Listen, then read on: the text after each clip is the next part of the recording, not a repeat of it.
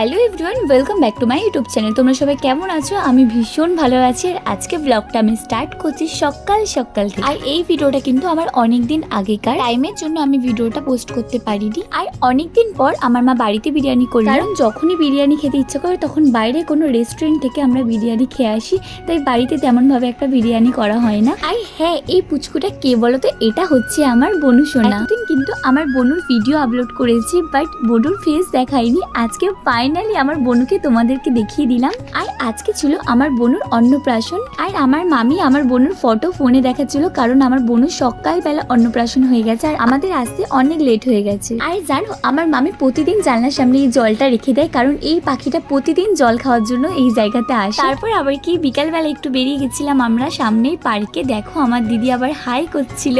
আর জানো, আমার বনু সোনা এখন কত ছোট, তাও আমার বনু কত ফোন চেনে। দেখো সামনে ক্যামেরা আনতেই ও ঠিক দেখে নিয়েছে ক্যামেরাটাকে। আর আমি দোলের সময় মামার বাড়িতে থাকতে পারবো না, তার জন্য আমার দিদি আর আমার ভাই একটু রং মাখিয়ে দিচ্ছিল, মানে আবির মাখিয়ে দিচ্ছিল।